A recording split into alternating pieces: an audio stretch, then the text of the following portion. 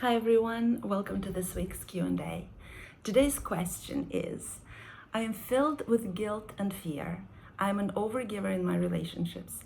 I want to be free of all these codependent melodramas and start my life fresh. I don't feel connected to any relationship in my life. What to do?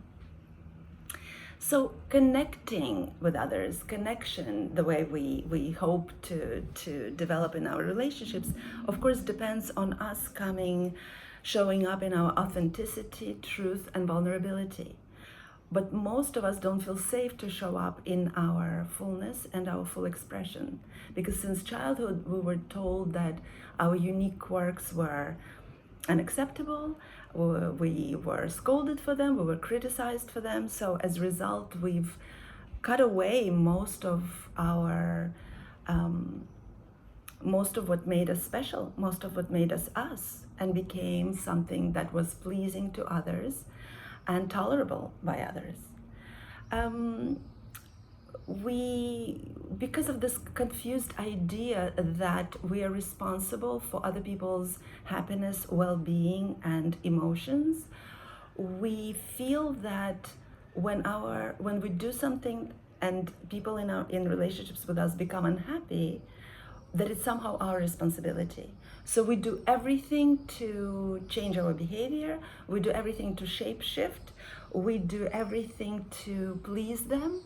And as a result, we become frustrated. We do our relationships from this point of resentment and desire to rebel at some point, rather than love and wanting to give because of the overflow, because we are conditioned to sacrifice ourselves, especially women. I want to make accent on women, but in all fairness, I have had quite a few conversations with men who are going through the same situation, where we're raised with the sense that we owe something to other people, and that thinking of ourselves is selfish. So we overgive, we sacrifice ourselves without having anything to fill ourselves, to resource ourselves, so that we can continue giving. So ultimately, we find ourselves in these situations where we're overgivers. We do not know about this inner balance that needs to be maintained, the give-receive, and then because we were conditioned to think that thinking of self is selfish, we are too guilty to take time for ourselves or to make any kind of changes. We feel guilty when we take time for ourselves. This is very common. I have gone through all of this, of course, and I still catch myself sometimes. And we do feel fear first of all, of consequences, right? What if we choose ourselves? What if we take time for ourselves, and whenever we see displeasure of people with whom we're in relationships, we take it personally because we believe that we're responsible for something that's happening in another person's body, and then we just feel too guilty. We don't want to have that feeling again, or we fear consequences, or we fear our own desires because nobody has ever taught us how to live with them. We weren't taught to listen to desire, to process the desire, to understand whether it's appropriate at this moment. We're just taught to suppress. So when the desire, when a want, when a wish comes through, we just suppress it. And when we can no longer suppress it, it becomes so explosive, it becomes so unruly that we still don't know what to do with it. So we live with this fear and guilt of wanting, fear of consequences. And of course, when you say you want to feel connected in your relationships, that you want to be free of all these codependent melodramas, well, it's always you versus you. This is what is so difficult for all of us to understand, because we are raised with, once again, when we're raised in codependency, we feel that other people owe us and we owe other people, and also that other people are responsible for our sense of freedom, for our sense of safety. But in fact, when you think about it, people who profit from your sacrifice are not going to give you permission to stop sacrificing. It's all inner work. So this is where we come to, all of us today, men, women, each one of us. How to come out of codependency? Well, each one of us has to start making changes, and only in that way we can then change culture. It is not the culture that will accommodate itself to us. We are the ones who make up culture. We are the ones who make up society. Each one of us individually has to start understanding, well, what does that mean for me to be free, right? What does that mean? People from outside of ourselves are not going to give us freedom. The sense of freedom is a purely innate sense, and it of course has a lot to do with your sense of worth and your sense of deserving of this freedom, right?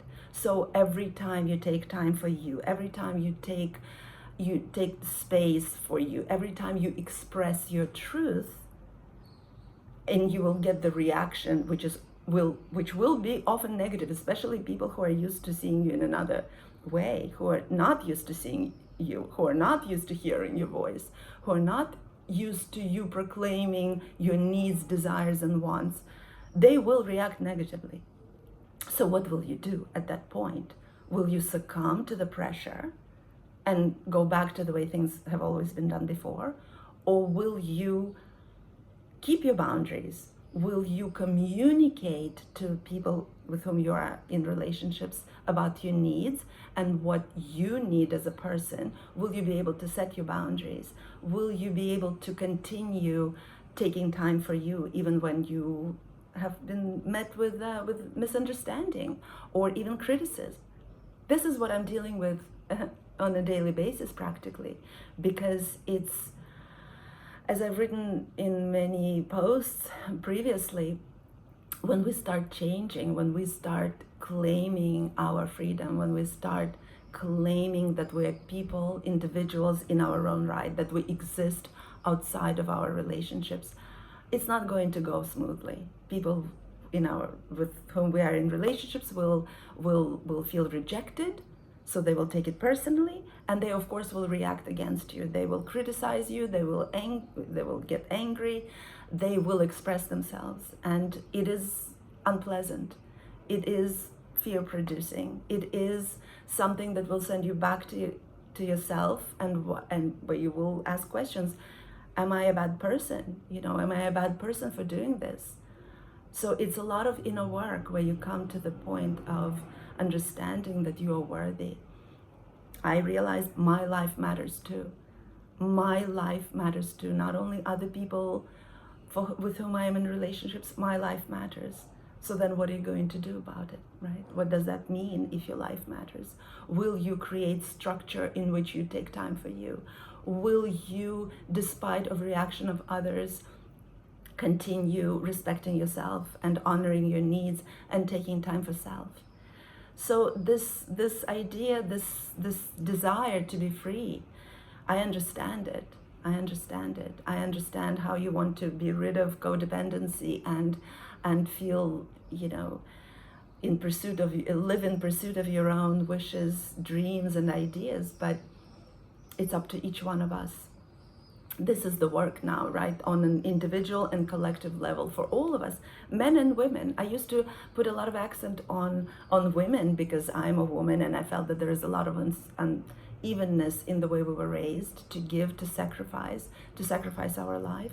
But I see that men are suffering through that too. We all were raised in codependency. So what will you do in the face of resistance in your relationships?